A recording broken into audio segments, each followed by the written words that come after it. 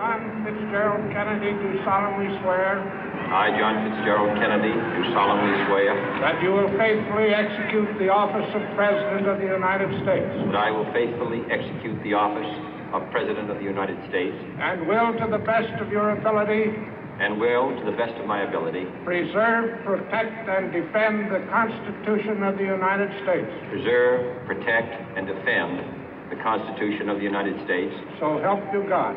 So help me God.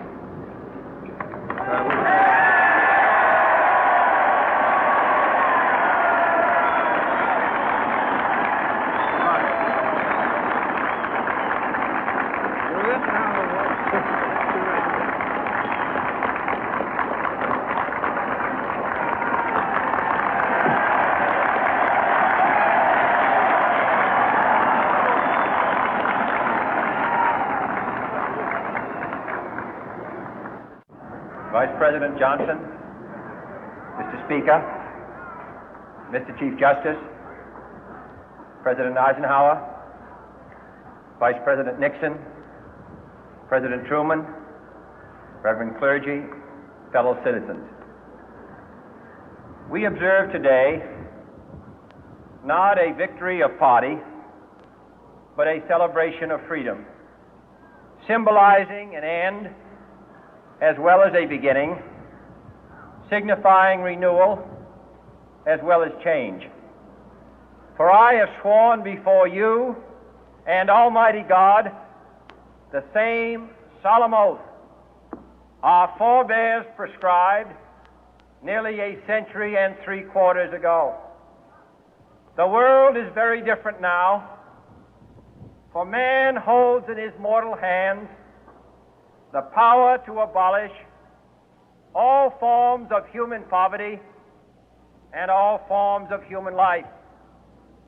And yet the same revolutionary beliefs for which our forebears fought are still at issue around the globe. The belief that the rights of man come not from the generosity of the state, but from the hand of God. We dare not forget today that we are the heirs of that first revolution. Let the word go forth from this time and place to friend and foe alike that the torch has been passed to a new generation of Americans born in this century, tempered by war, disciplined by a hard and bitter peace, proud of our ancient heritage, and unwilling to witness or permit the slow undoing of those human rights to which this nation has always been committed and to which we are committed today at home and around the world.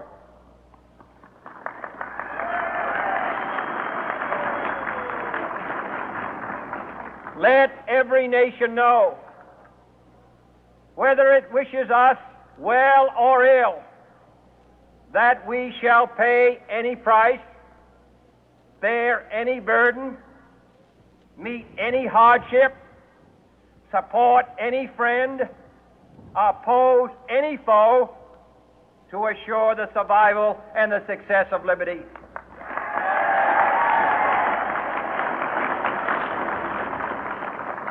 This much we pledge and more.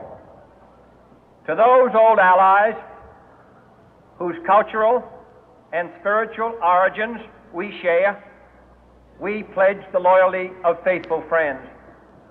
United, there is little we cannot do in a host of cooperative ventures. Divided, there is little we can do, for we dare not meet a powerful challenge at odds and split asunder. To those new states whom we welcome to the ranks of the free, we pledge our word that one form of colonial control shall not have passed away, merely to be replaced by a far more iron tyranny. We shall not always expect to find them supporting our view, but we shall always hope to find them strongly supporting their own freedom, and to remember that in the past, those who foolishly sought power by riding the back of the tiger ended up inside.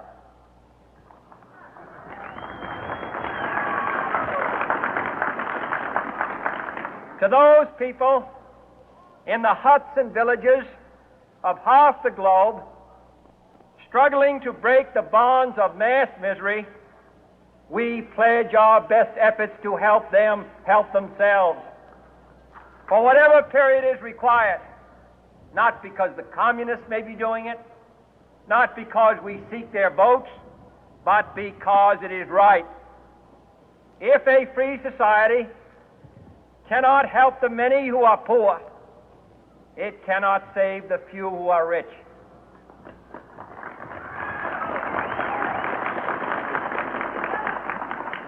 To our sister republics south of our border, we offer a special pledge to convert our good words into good deeds, in a new alliance for progress, to assist free men and free governments in casting off the chains of poverty.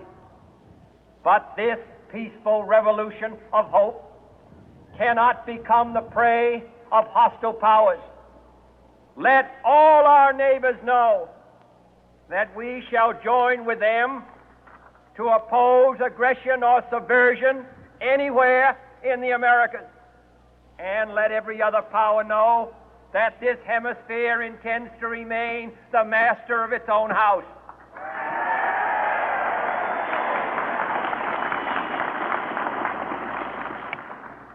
To that World Assembly of Sovereign States, the United Nations, our last best hope, in an age where the instruments of war have far outpaced the instruments of peace, we renew our pledge of support to prevent it from becoming merely a forum for invective, to strengthen its shield of the new and the weak, and to enlarge the area in which its writ may run.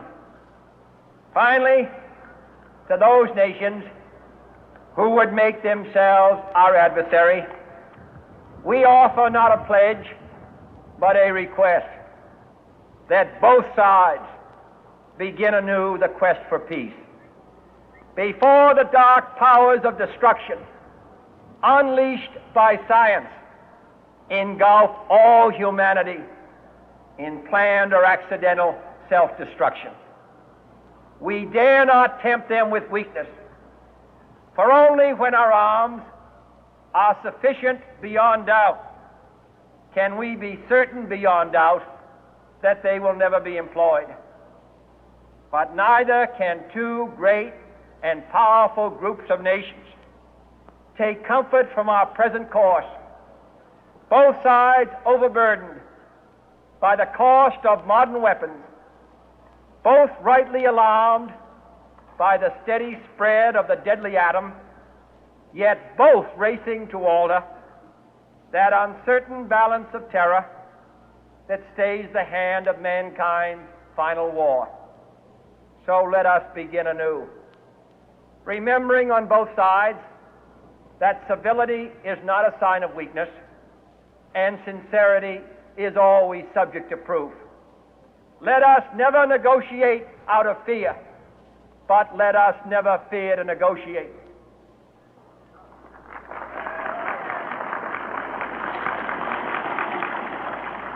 Let both sides explore what problems unite us, instead of belaboring those problems which divide us. Let both sides, for the first time, formulate serious and precise proposals for the inspection and control of arms, and bring the absolute power to destroy other nations under the absolute control of all nations.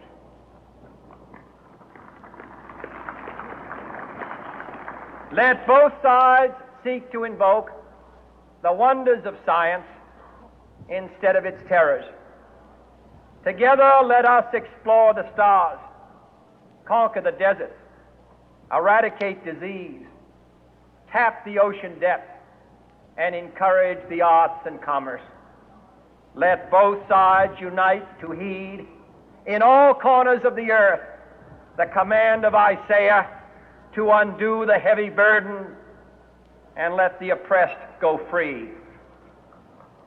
And if a beachhead of cooperation may push back the jungle of suspicion, let both sides join in creating a new endeavor, not a new balance of power, but a new world of law, where the strong are just and the weak secure and the peace preserved. All this will not be finished in the first 100 days, nor will it be finished in the first 1,000 days, nor in the life of this administration, nor even perhaps in our lifetime on this planet. But let us begin.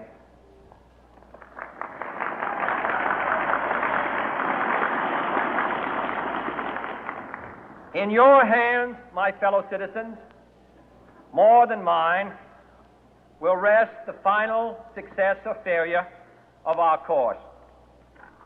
Since this country was founded, each generation of Americans has been summoned to give testimony to its national loyalty.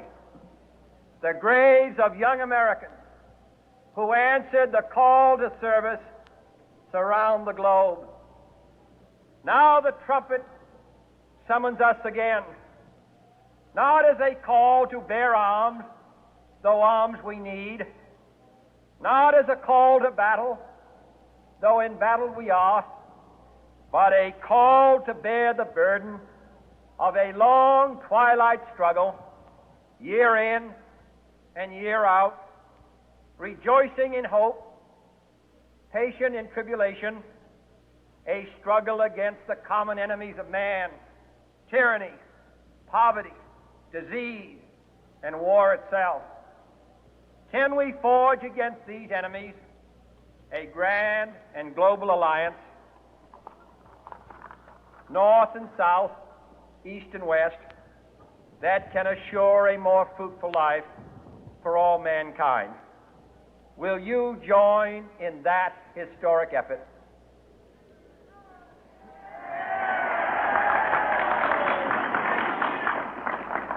In the long history of the world, only a few generations have been granted the role of defending freedom in its hour of maximum danger. I do not shrink from this responsibility. I welcome it.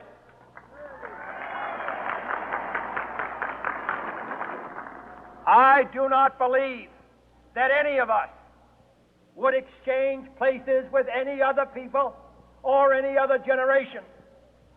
The energy, the faith, the devotion which we bring to this endeavor will light our country and all who serve it.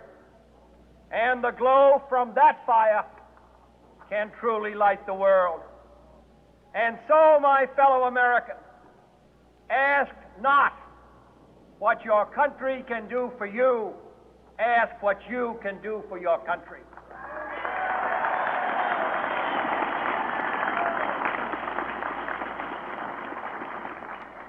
My fellow citizens of the world, ask not what America will do for you, but what together we can do for the freedom of man.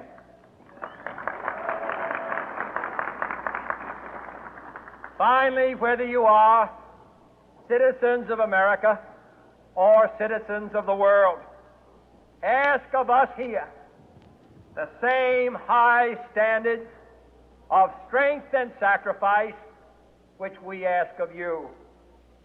With a good conscience, our only sure reward, with history the final judge of our deeds, let us go forth to lead the land we love, asking His blessing and His help, but knowing that here on earth God's work must truly be our own.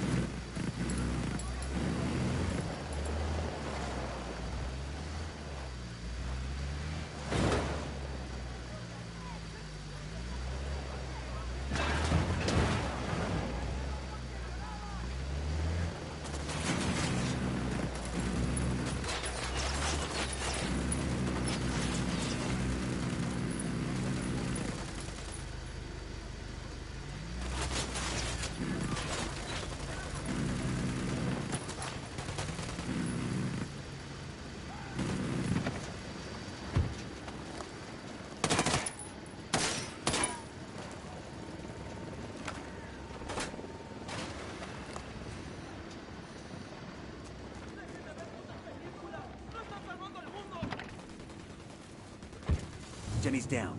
Those cell doors must be unlocked. Let's talk to one of these prisoners. See what we can find out about the disappearances.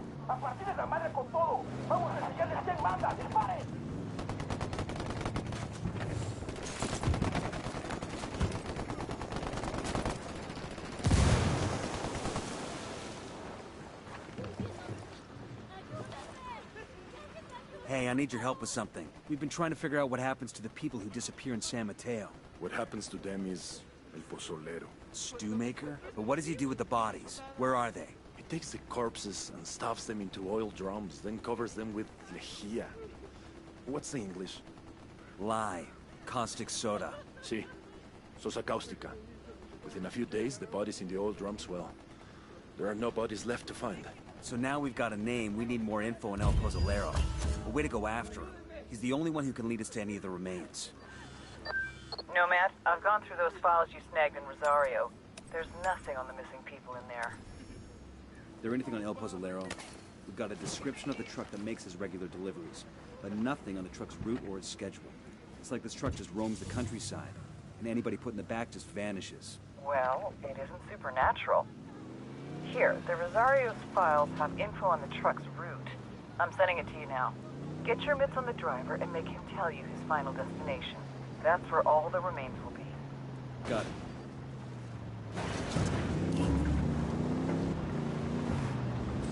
Ready? Fire, fire, fire! Copy. I'm shooting these fuckers.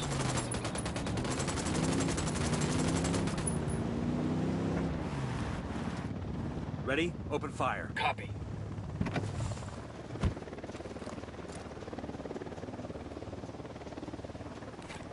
Clear. How you guys holding up?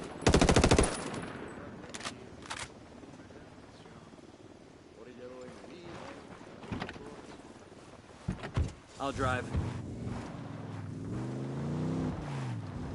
Man, y'all never let me drive anymore. Just 'cause that one time?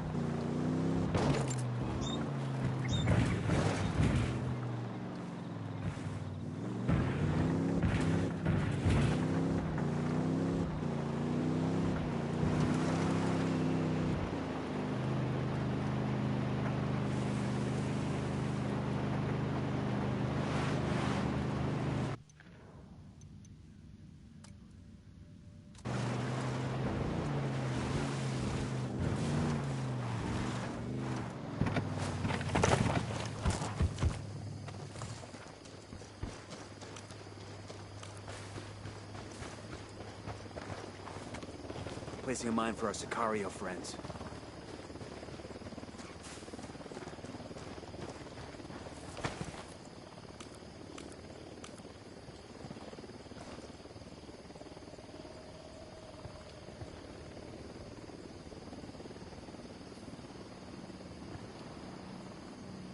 What you doing?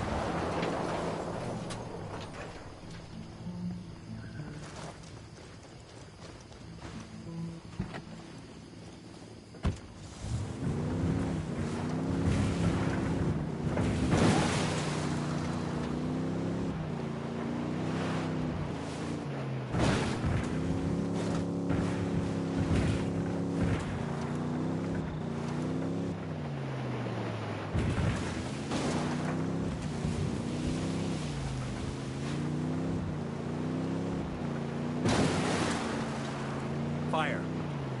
I copy. Engaging. Fuck, fuck, fuck! ¡Mierda! ¡Ya la madre! ¡Hay un puntero de soldados gringos acá! ¡Párenlo! Man. We're good.